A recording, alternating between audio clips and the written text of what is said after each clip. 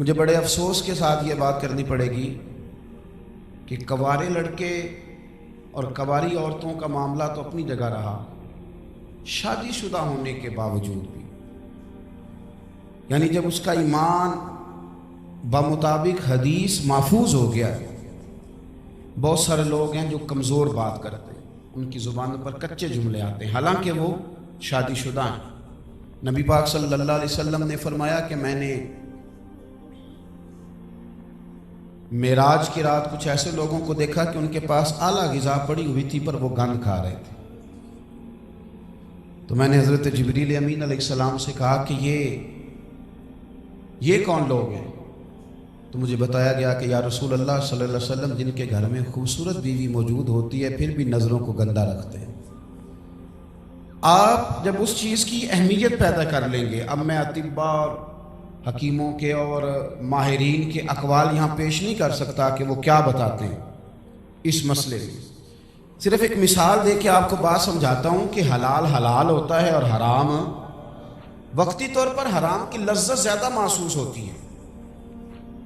لیکن اگر آپ کے ذہن میں بات آ جائے نا کہ حلال حلال ہے اور حرام اگر ذہن میں آ جائے، ہم نے اللہ کے ہر حرام کو حرام اگر اس طرح سمجھ لیا جس طرح بعض حرام کو حرام سمجھتے ہیں، اگر کل کو اس طرح سمجھ لیں تو نیک ہونے میں، پرہیزگار ہونے میں آسانی ہوگی۔ ایک مثال دیتا ہوں، گوشت کھا رہے تھے، 2-3 لقمے کھا لیے، بڑا مزہ آیا، بڑا لطف آیا، تعریف بھی کر دی، کسی نے کان میں آ کے کہہ دیا یہ گوشت آپ کھا رہے ہیں نا، یہ صدقے کا ہے، زکوٰۃ کا ہے۔ آپ کے منہ کے اندر ہی اس گوشت کا ذائقہ بدل جائے گا، حالانکہ اس کے مسالہ جات وہی ہیں، اس کے اندر گھی وہی ہے، لیکن کسی نے کان میں کہہ دیا میاں یہ زکوٰۃ کا ہے۔ کیوں بدلا؟ ایک اس سے آگے بڑھیے، ایک تو یہ کہ کہا صدقہ اور زکوٰۃ کا ہے، ذائقہ بدل گیا، اور اگر کسی نے آپ کے کان میں یہ کہہ دیا کہ معاذ اللہ حرام جانور کا ہے، مثال دیتا ہوں، کتے کا گوشت ہے میاں، یہ ہوٹل والوں نے کسی نے بددیانتی کر دی، تو پہلی دفعہ تو ذائقہ بدلا تھا نا، اب اگر کسی نے کہہ دیا کہ کسی حرام جانور کا ہے تو آپ کیا کرنی شروع کر دیں گے؟ الٹیاں آئیں گی۔ کیوں آئیں؟ حالانکہ پہلے 2-4 لقموں میں تو لذت آئی تھی، یہ اس لیے آئیں کہ آپ کے ذہن کے اندر یہ بات بیٹھ گئی ہے کہ وہ گوشت میرے لیے حلال ہے، میرے لیے جائز ہے، صدقہ اور زکوٰۃ میرے لیے جائز نہیں ہے۔ آپ کے ذہن میں بیٹھ گئی ہے کہ مرغی کا اور بکرے کا گوشت پاک ہے، کتے کا گوشت ناپاک ہے، جب حالانکہ ابھی تھوڑی دیر پہلے یہ بات نہیں تھی، ابھی آپ کے ذہن میں آئی تو آپ نے کیا کر دی؟ کیوں؟ اس لیے کہ دماغ کے کمپیوٹر میں یہ بات فٹ ہو گئی ہے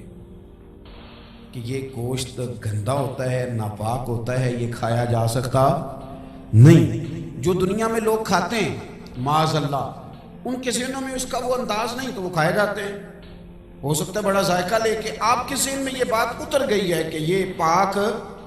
بس آپ بات کو سمجھ لیں کہ اگر آپ کے ذہن میں یہ بات اتر جائے نا کہ یہ عورت میرے لیے جائز نہیں ہے، یہ جگہ میرے لیے جائز ہے، اس کو اپنے ذہن میں آپ فٹ کریں، محفوظ کریں، تو میرے بھائی آپ کہتے ہیں کہ نظر بہکتی ہے، اگر یہ چیز فٹ ہو جائے نا تو نفرت آتی ہے، گندگی سے گھن آتی ہے، بری جگہ جانے سے انسان کو تعفن محسوس ہوتا ہے۔ دلیل ترمذی شریف کی حدیث ہے، کفل نام کا ایک شخص ہے، عورت اس کے پاس مجبور ہو کے آ گئی، اس نے کہا میرے بچے بھوکے، اور اولاد جو ہوتی ہے آدمی کو بزدل کر دیتی، بچے بھوکے ہیں کچھ دے دو، کہنے لگا تب تک نہیں دوں گا جب تک تو میری خواہش پوری نہ کرے۔ مجبور تھی، پہلے تو وہ پریشان ہوئی، لیکن مجبور تھی، بچوں کی بھوک نے ستایا تو آمادہ ہو گئی، کہنے لگی ٹھیک ہے تو جیسے کہتا ہے میں کرنے کو تیار ہوں۔ کفل کہتا ہے جب میں اس عورت کے قریب گیا نا، میری بات کو سمجھے، ہم نے نا اس کو حرام جانا ہے کتے کے گوشت کو، اگر نظر بد کو بھی اسی طرح حرام جانتے، بعض کو ہم اس طرح حرام جانتے ہیں، بعض کو نہیں جانتے، اسی طرح اگر اس کو بھی، اب وہ عورت کے پاس کفل کہتے ہیں جب میں آگے بڑھا تو وہ تھر تھر کانپنے لگی،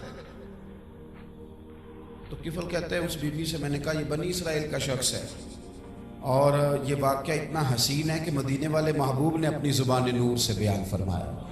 اس کا نتیجہ اتنا شاندار ہے کہ حضور بیان کر رہے ہیں۔ سرور کائنات فرماتے ہیں کہ وہ عورت کانپ رہی تھی تو کفل اس کو کہتا ہے ڈرنا، سارے دروازے بند ہیں، سارے دروازے۔ اب اس کے ذہن میں بات بیٹھ گئی تھی نا کہ رب دیکھتا ہے،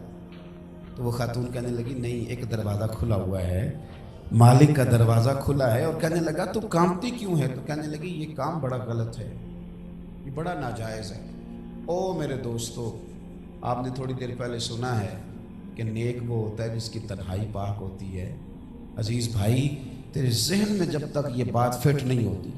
اور تو آنے والی نسل کو جب تک یہ بتانے میں کامیاب نہیں ہوتا کہ یہ تیرے لیے گند ہے، یہ تیرے لیے ناجائز ہے، یہ تیرے لیے درست ہی نہیں، اتنی دیر تک مسئلہ حل نہیں ہوتا۔ اور یہ چیز اس لیے فٹ ہو سکتی ہے کہ ہم نے فٹ کیا ہوا ہے نا کہ زکوٰۃ ہمارے لیے ٹھیک نہیں، ہم نے دماغ میں فٹ کیا ہوا ہے نا کہ کتے کا گوشت ٹھیک ہے، اس کو فٹ کرنے کی ضرورت ہے، اس کو بھی کر لے مسئلہ ٹھیک ہو جائے گا۔ تو عورت کانپنے لگی تو کفل کہتے ہیں سارے دروازے بند ہیں، تو کانپتی کیوں ہے؟ تو کہنے لگی یہ کام بڑا غلیظ ہے، بڑا ناپاک ہے، میں نے کبھی کیا نہیں، حلال کی زندگی گزاری ہے، یہ حرام ہے، اس سے مجھے تعفن آتا ہے، بدبو ہے اس کام میں۔ کفل کہتے ہیں میں چھوڑ کے پیچھے ہٹ گیا، میں نے کہا کہ عورت ہو کے تیرے دل کو اللہ نے اتنا صاف بنایا ہے، میں تو مرد ہوں، جا تجھے جو چاہیے لے لے۔ اس کو دے دیا، وہ ضرورت کے پیسے مال لے کے چلی گئی، خود سجدے میں گر گیا، رونے لگا، رات رونے میں گزری، توبہ کی توفیق ملی، رات ہی کو دعا کری، اسی عالم میں انتقال کر گیا۔ صبح جب لوگ جنازے کے لیے آئے تو دروازے پہ لکھا تھا کہ رب نے کفل کی بخشش فرما دی ہے۔